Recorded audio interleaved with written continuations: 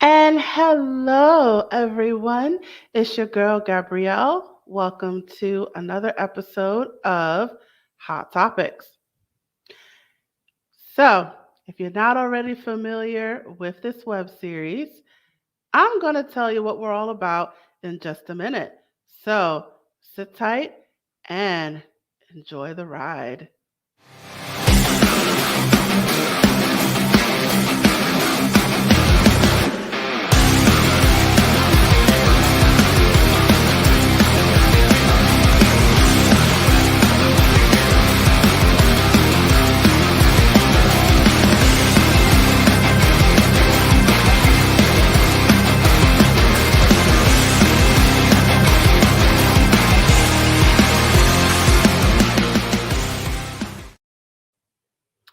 Yes, this is Hot Topics.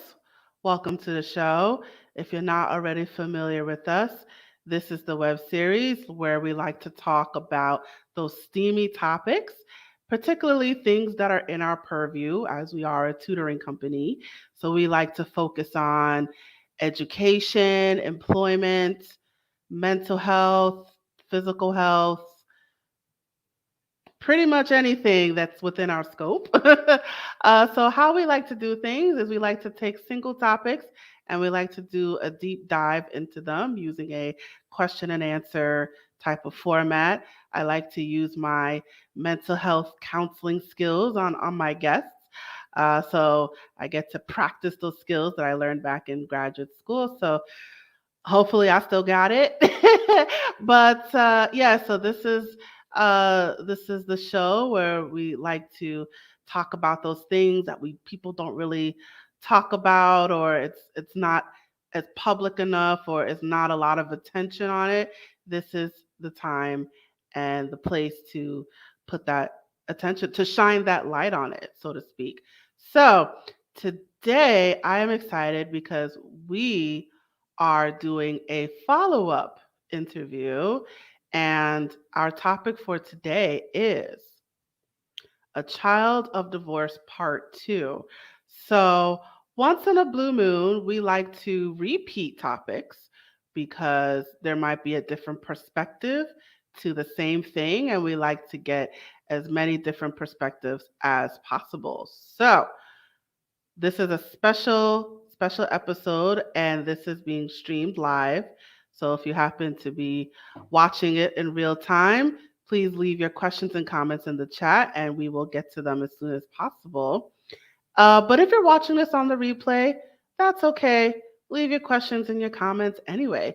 It helps us out a lot. Yes, so we are bringing this topic back, A Child of Divorce, part two. We're bringing it back.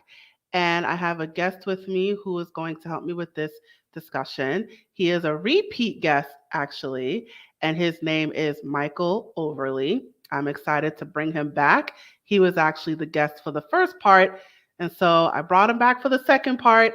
So we are up for round two, and I'm very much looking forward to this discussion. So I'm just going to get right to it. So, who is Michael Overlie? I'm going to remind you who he is. So, Michael Overlie is a lifelong dog fanatic.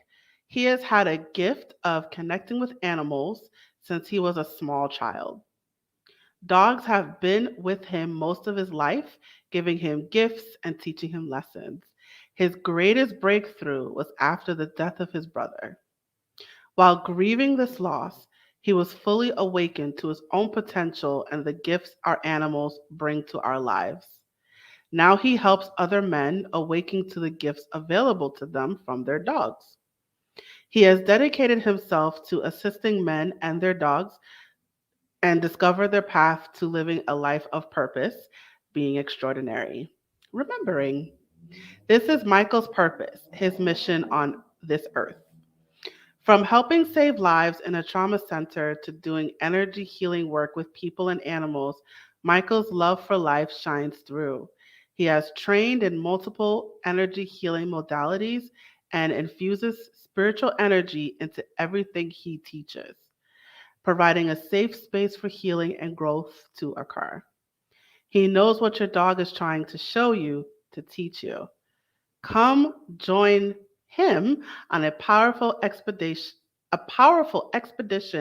of finding yourself and remembering who you are. That is fabulous. So I'm going to bring him to the stage right now. Hi, how you doing? Hey, Gabrielle, I'm great. Thanks for having me back. Yeah, thank you for coming back. I know this is a tough topic, and Mm, I appreciate you putting your feet, getting on the hot seat, so to speak, again. absolutely. You got it. You got it. All right, so I brought you back. So if I wanted to talk more about the process of your parents' divorce and the Mm, aftermath and ooh, and all that jazz. okay. So if you wouldn't mind, I know you mentioned it in the first episode, but if you wouldn't mind just reiterating the story of your when you found out uh, about your parents' divorce. Okay. Yeah. So I was 11 or 12. I can't remember exactly. And life was pretty good. My brother and I thought things were going pretty good. And one day our mom called us downstairs and she said, boys, come downstairs. Your father has something to tell you. So we're like, oh, okay. So we go downstairs. And he was standing there and he had some bags packed. And we're like, oh, where are you going? He used to travel for work sometimes. And he couldn't even lift his head up, couldn't even look us in the eye.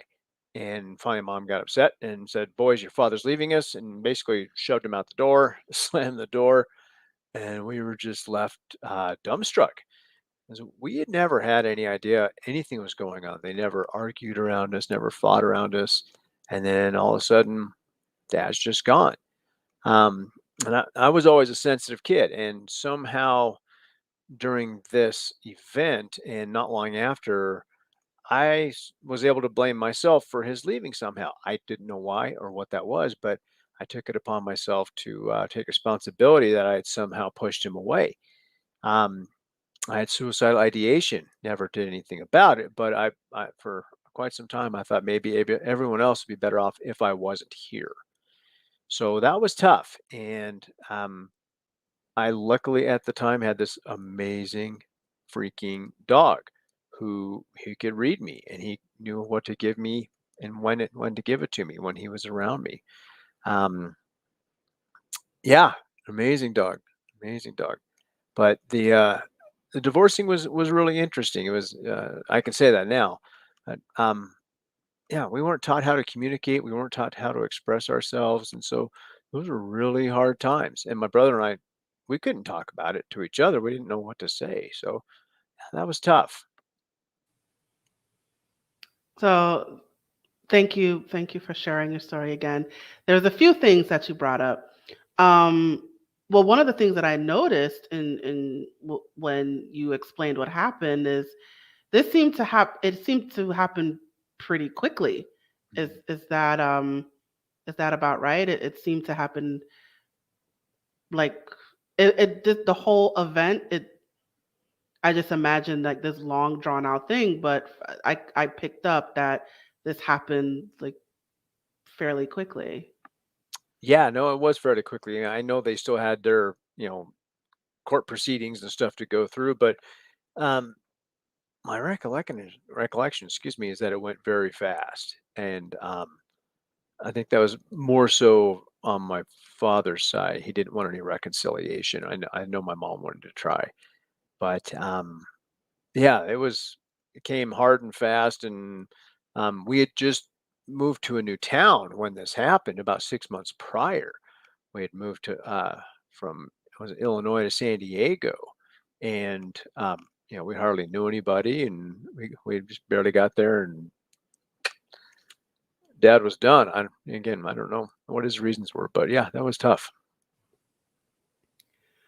So let take us back to that moment. So you're downstairs, you see the suitcases. Your mom says your dad is leaving. Is your dad saying anything? Do you remember him saying anything? No, no, like I said, he couldn't even. he couldn't mumble, he couldn't look us in the eye, nothing. He just stood there with his head hanging.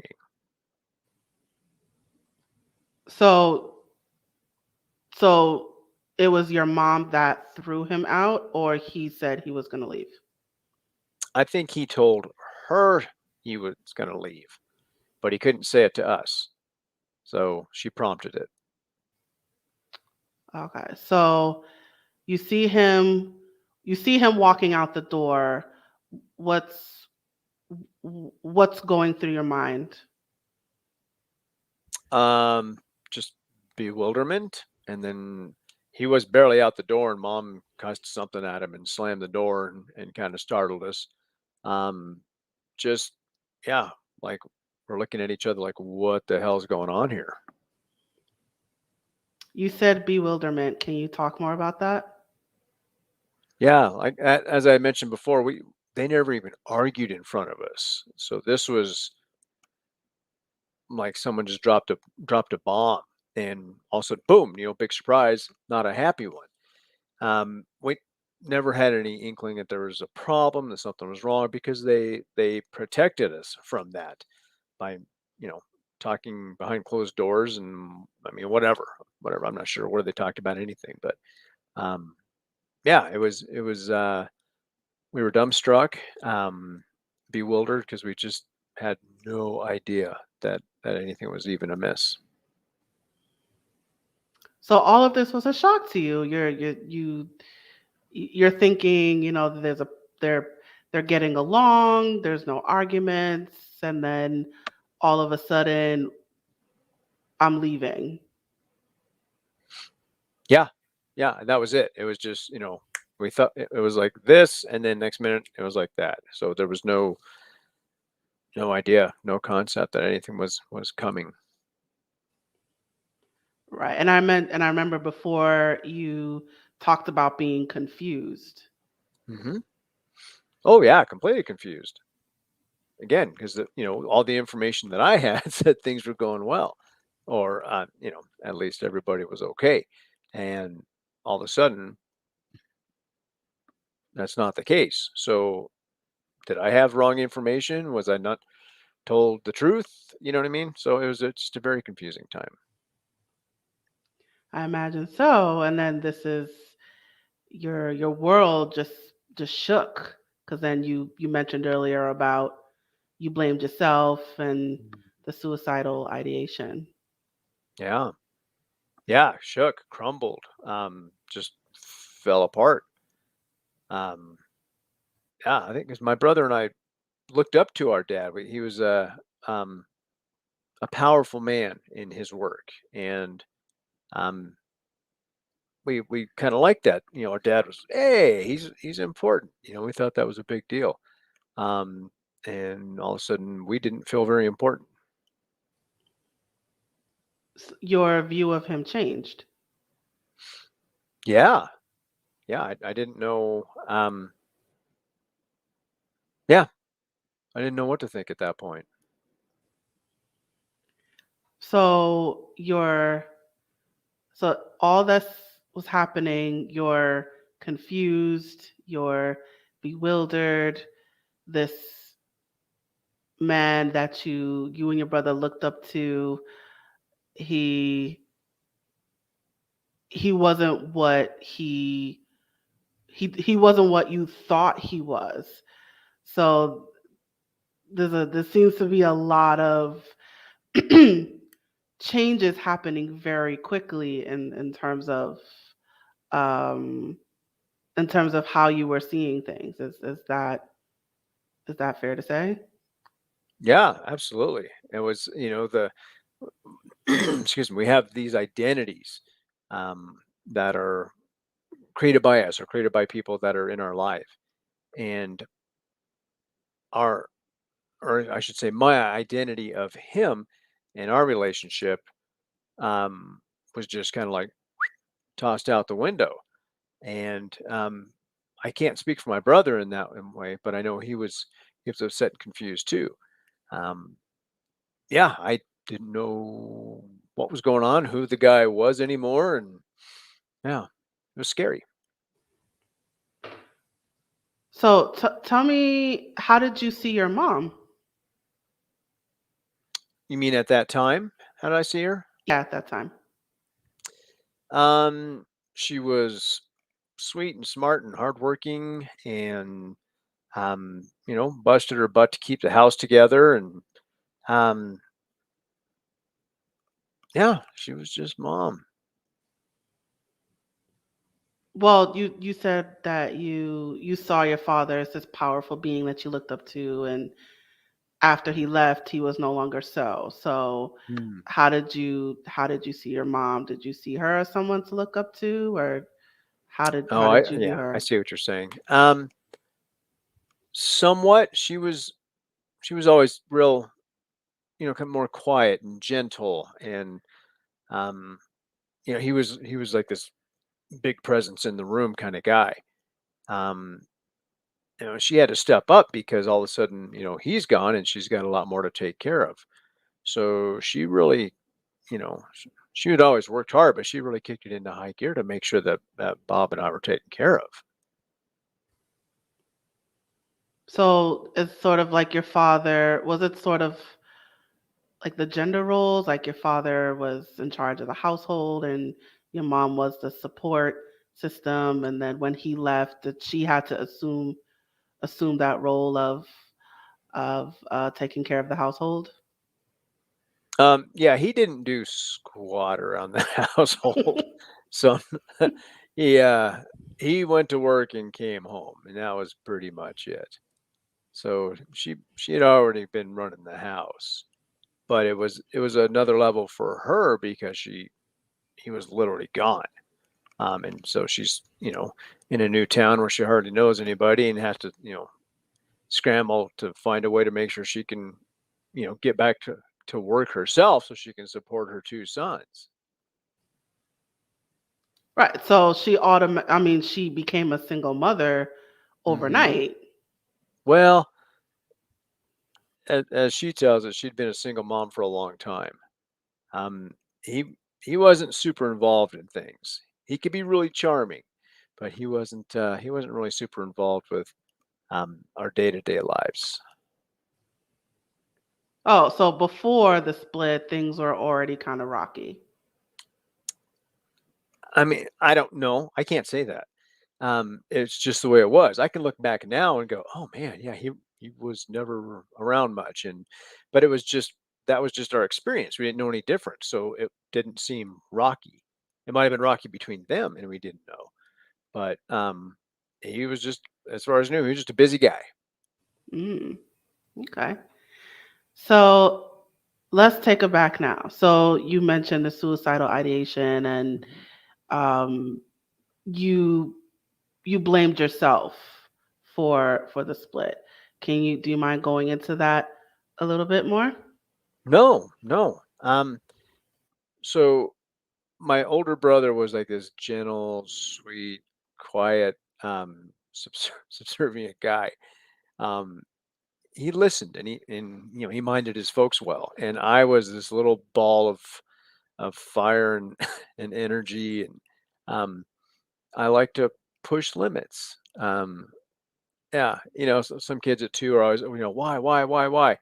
Um, I took that energy and ramped it up times 10, and I was getting into something all the time. And I wasn't doing anything to hurt anybody, but I was just an energetic and exploratory child. And that didn't bode well with my father, I think, because he wanted to put this is how things need to be, and I didn't. That never sat well with me. So, I didn't get along in that way sometimes. Well, after the split, I mean, so were you still the energetic, didn't want to listen? Um, Oh were yeah. you still, yeah, were you still that high strung? Um, Not high strung, but like I said, I was always a sensitive kid, and yeah, I started acting out even more. At one point, he was talking about sending me some military academy because he didn't know how to be a parent. Um, so his idea of taking care of the situation was to ship you off, I guess.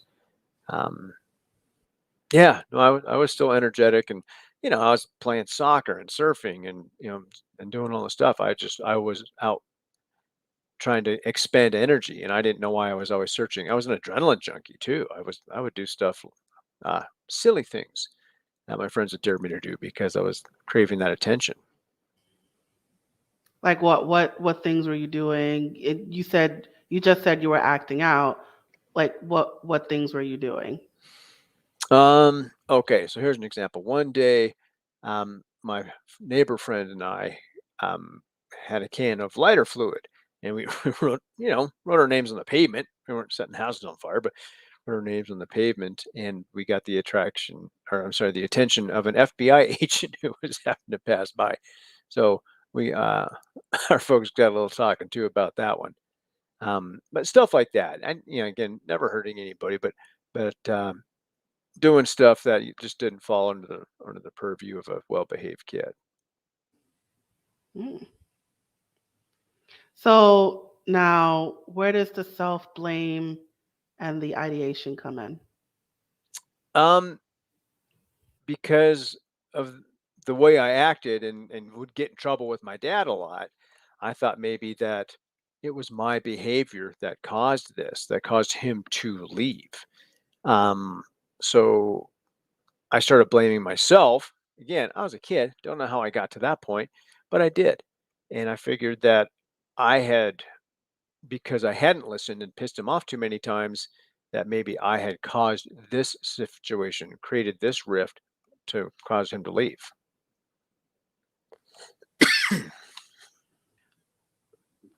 How long was that going on? Oh, I don't know. Specifically, I don't know. Hmm.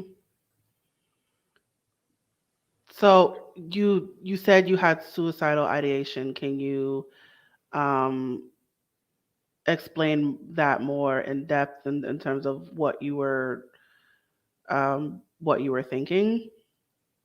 I didn't have a plan, like I said, and I never tried anything, but it kept coming up that maybe everybody would be better off and happier if I wasn't here. Um, I don't remember a whole lot more in depth about it than that. Like I said, I wasn't ready to leave a note, and I wasn't ready to act on anything. So you were thinking things like everyone would be better off if I weren't here. Um, things would be better if I disappeared. Things like that. Yeah, exactly. Well, eventually well, at some point the ideation stopped. Do you recall that moment? No, that wasn't a specific moment. It just, I was able to just keep carrying on. Again, because I, I could go and I couldn't talk to people, but I could talk to my dog. Excuse me. He just gave me this safe space where I could just be and was able to open up and hold him and cry and yeah. And at some point, I stopped thinking those scary thoughts. So you were aware of those thoughts. It wasn't like, oh, this is something I just think about every day. You were aware of that you were having these thoughts. Hmm. And then you had this was the first dog that you had your dog that this is the dog that you talked about in the previous episode that you leaned on more for that comfort, right? To feel those Yeah, holes. exactly. Yeah, he was fantastic. Awesome. All right. So let's get into what happened after the split. So, what some common things that happen is now there's two different addresses. So, what happened after that? Some people, they stay with one parent most of the week and they visit the other parent on the weekends. Did that happen to you? Did you have those alternate schedules, ultimate Yeah, yeah, alternate living arrangements? yeah. It was sometime here, sometime there. I don't remember if it was regular all the time. I doubt that it was. yeah, and that was weird and confusing and hard and um, bouncing back and forth between two places. It's like kind of feel like, do I belong in either one of them? Or yeah, it was really strange. Right, because you're already confused at this point, right? You're already confused and bewildered, and now you're bouncing back from house to house. Yeah, yeah, that was even more confusing. It was strange, but that's what we did. So dad's over there, mom's over there. You spend some time at this one, you spend some time at that one. It was really strange. And then holidays were just weird as hell. Can you talk about that a little bit more? How was the holidays? Um, it was strange because I never had to schedule holidays with my family as a kid before. So it was, Thanksgiving with this parent, and then Christmas Eve with that parent, and then back over to that house Christmas Day, and that was just really odd. It was really odd. It was odd because this was something you weren't you weren't used to, or you couldn't tell me. Talk more about that feeling of being odd. Oh yeah, I mean, most of my life to that point, we had one house, and everybody was there, right, for the holidays, for whatever, and then bouncing back and forth between other places for holidays, um, and then having to schedule different times with a different parent in a different place. It was strange and uncomfortable. This wasn't something that you were used to. No. Mm.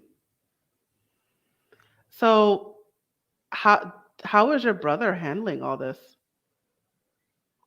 Um, I don't know. Like I said, we didn't talk about it much. And he he was always like, as I mentioned, quieter than me. And I would, you know, sometimes say stuff I didn't mean or whatever. I'd act out a little bit. But he didn't do that. He bottled his stuff up pretty good. So you two didn't talk about what happened between the parents and how things are going, how things ended up afterwards. Not really. I mean, we didn't even know how to talk about it. We were never taught how to, just basically express ourselves and have a conversation, have a difficult conversation about anything. Um, yeah, so we just kept going on. Well, you mentioned earlier that you were acting out. Was your brother doing the same thing? No, nope. I think he was too afraid to. Yeah, I think he was more afraid of my dad growing up than I was. How so? I, Dad was not a nice guy. He could be a little mean, more than a little mean. He could be pretty rough. Um, yeah, he didn't. He grew up in a really less than nurturing environment, let's say, and he that's how he thought you needed to be as a parent. Which didn't work for you. It his parenting style. It's, would you say you were rebelling against him? Sure. Yeah.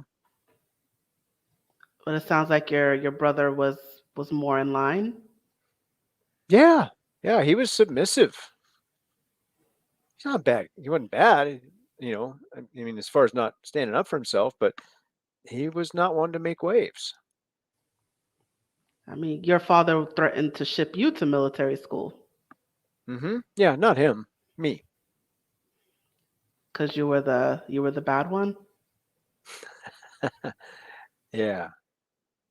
I guess. Hmm. So I imagine like the teenage years were pretty rough. So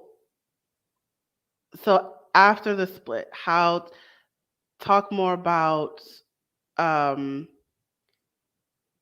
Let's fast forward to today. So, how is your relationship now with your dad? Oh, non-existent. Yeah, um I stopped it after the last time he had moved in and out of where I'm at, the town I live in, a couple of times. Um, and I wasn't treated very well. I wasn't welcome with him very much. And after this last time, um, things weren't going well between him and some of his friends, I guess. And he basically just kind of packed up and was leaving. And I found out in like a secondhand way, and it wasn't from him that he was leaving again. And I had talked to him like the day before. He could have mentioned it. I thought, wow, I really, really feel like I don't matter. I mean, why do I keep going into this? I'd cut the relationship off a while back, and he popped up on the radar again. And I'm like, okay, I'm gonna try again. Let's see if we can make this work. And yeah, so I felt like the whole thing was kind of a waste for me. And I could never, in my eyes or my opinion, do anything to get his love. So I'm like, why do I keep chasing this? Why do I keep trying? So when I learned he was moving and he didn't even tell me that himself, I was like, okay, done.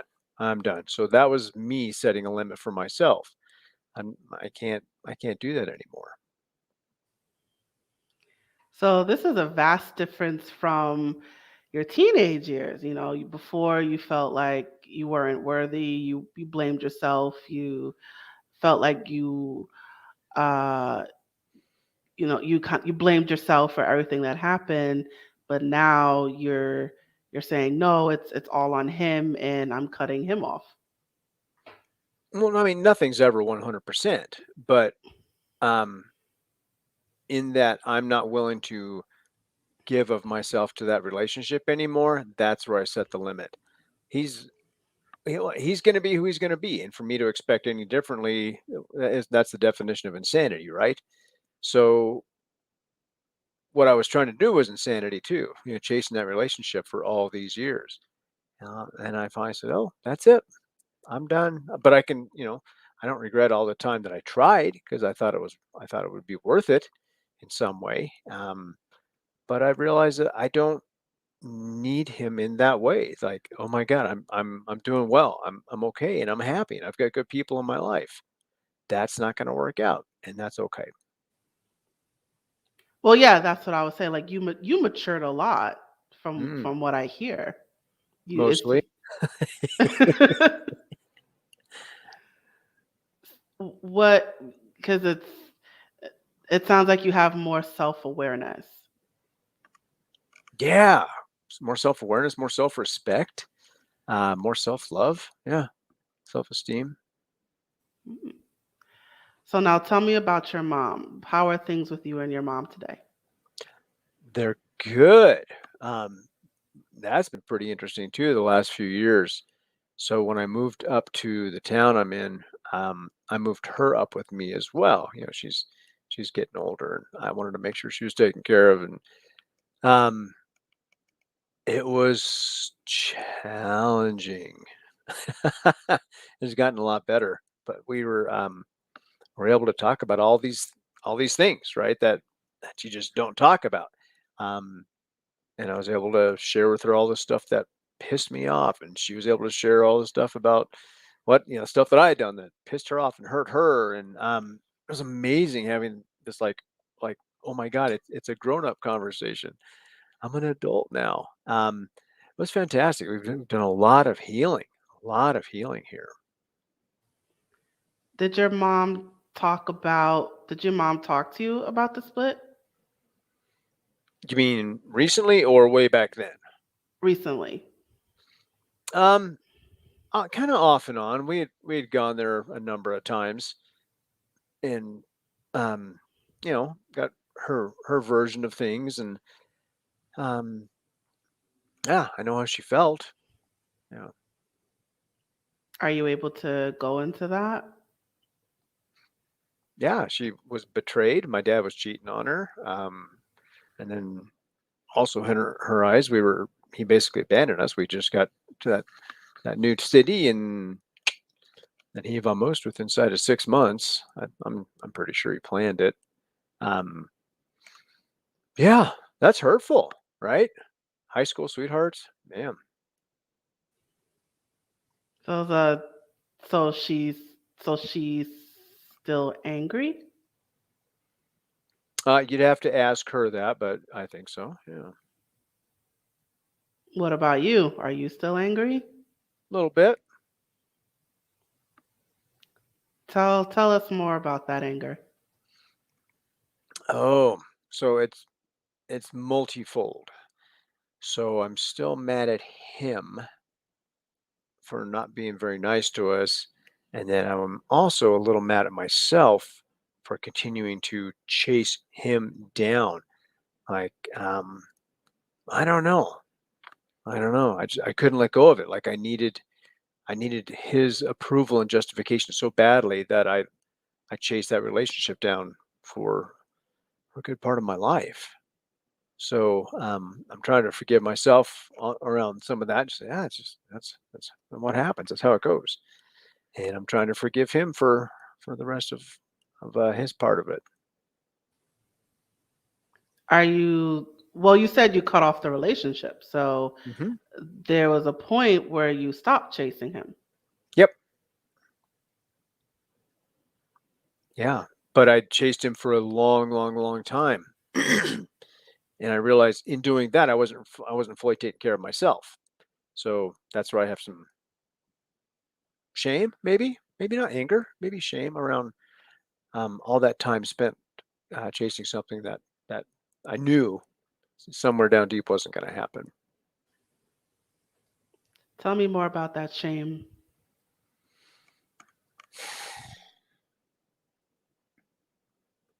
Yeah, I don't know. I mean, it feels. Excuse me. Um, it's like, why didn't I know, or why couldn't I see it or accept it way back when? I knew didn't want to change and probably wasn't going to change, but I still kept chasing after the same thing. I wanted that love and acceptance, and yeah, it's like I knew so many times like that it wasn't going to happen, but I kept going after it anyway. So yeah, feels a little shameful. That you were striving for his attention, and you're ashamed because you wish you wish you moved on sooner. Yeah, because I knew better, right? I mean, I think I knew better, but I didn't know better. Mm, okay. So are you at peace now with your dad? Yeah, Within yourself, I mean. yeah, yeah. I mean, I don't wish him any ill will, any harm. Um, I hope that he's able to find his peace in whatever form that would look like for him, whatever that means to him. I remember asking him, oh, maybe a year plus ago.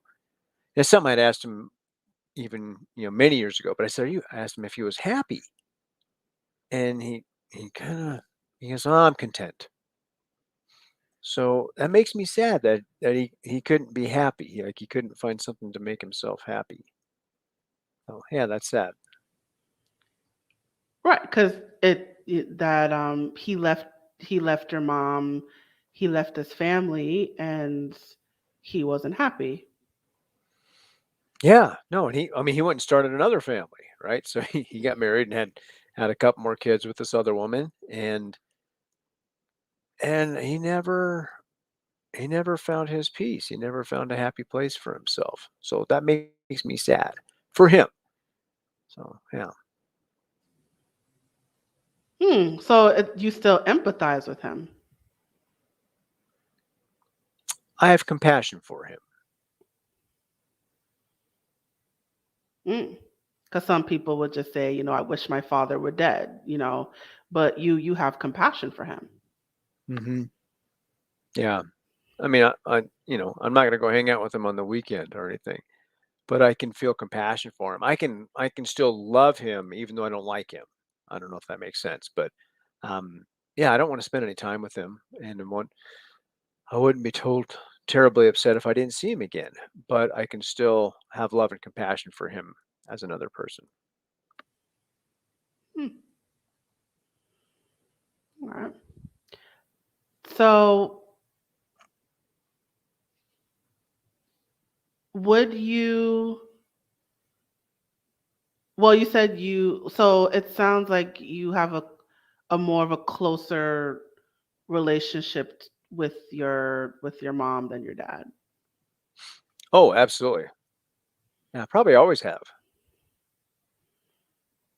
So, do you have any anger towards her and what happened? Um, no, not around that. We had some other stuff to get through.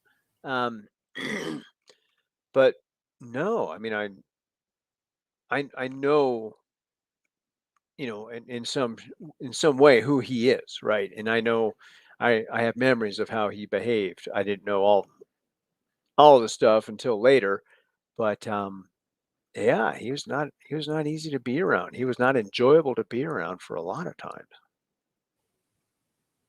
So you leaned more on your mom. It sounds like. Yeah. Hmm. So I'll I'll wrap it up on this last little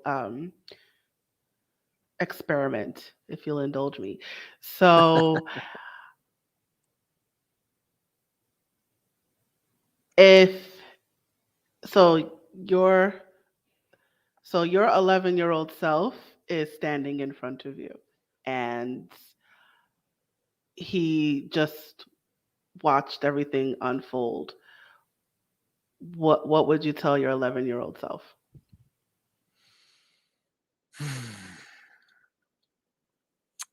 That I'm enough as I am, regardless, and that I can give myself the love that I've been seeking for so long.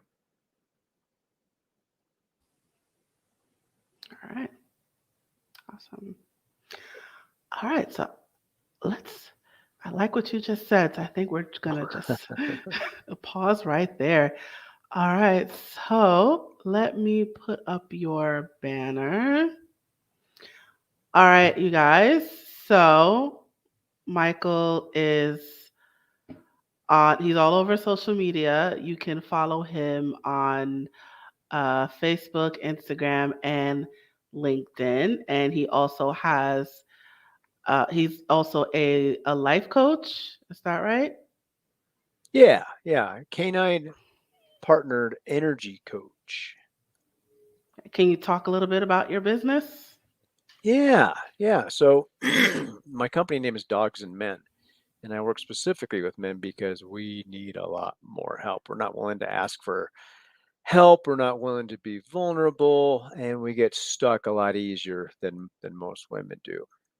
So I utilize the dogs that are already present in the homes of these guys to help them access different parts of themselves that they're just not able to get to. And yeah, sometimes there are big changes, some career changes, life changes, um, relationship changes. Sometimes people realize that they're actually pretty happy where they are, but they couldn't see it.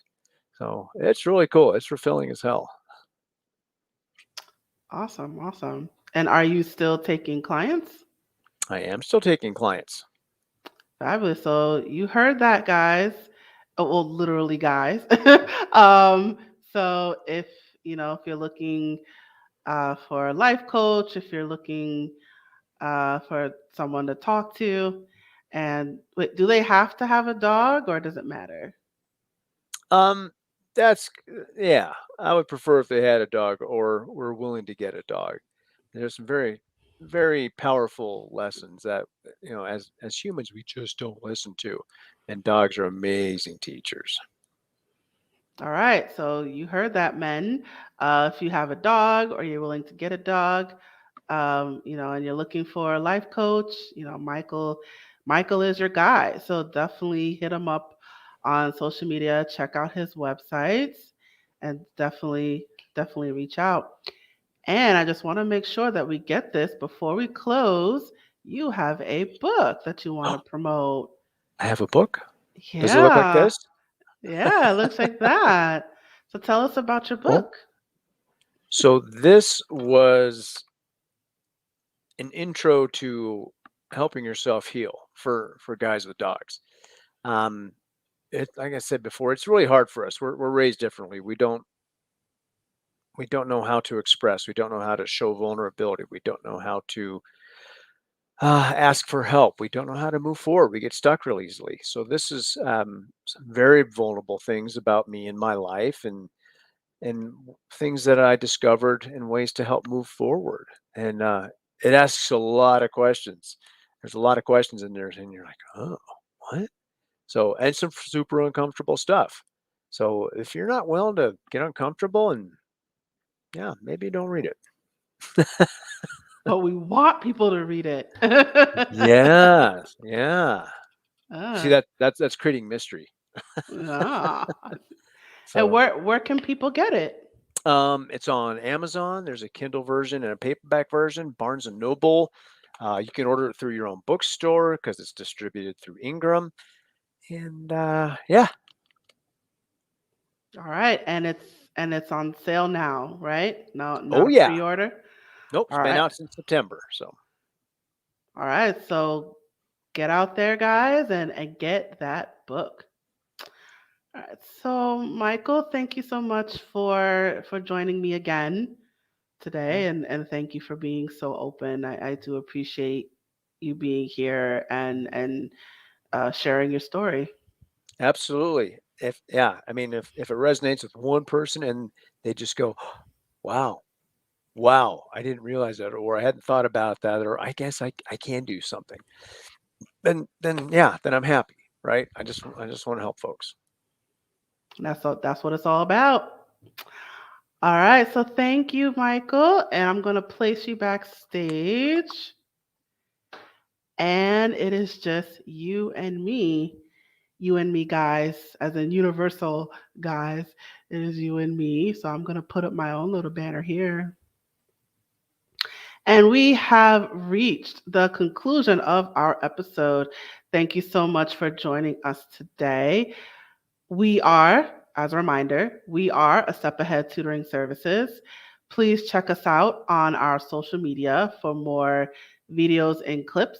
And don't forget to press that like button, press that subscribe button if you're watching this on YouTube.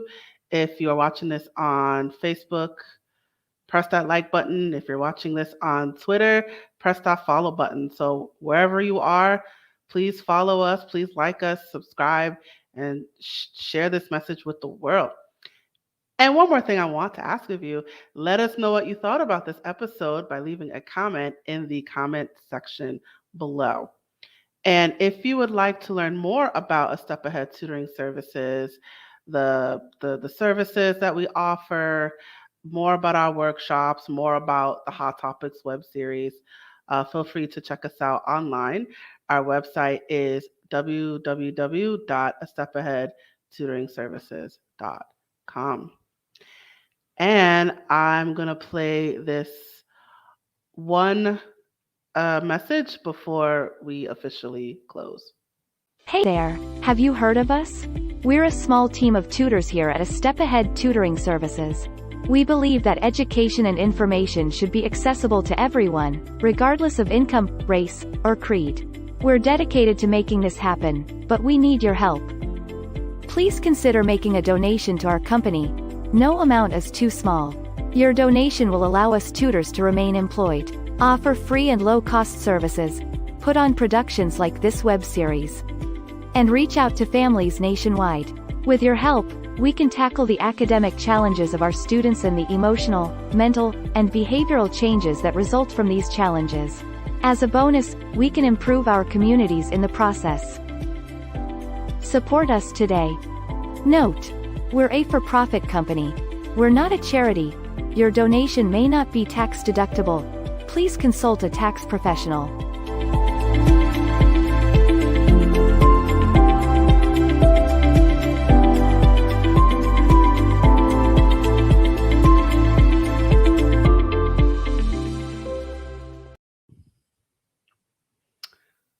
Yes. So, yes, yes, yes. Thank you for joining us for this episode. I look forward to seeing you at the very next episode. Thank you again for joining us. And now we're signing off.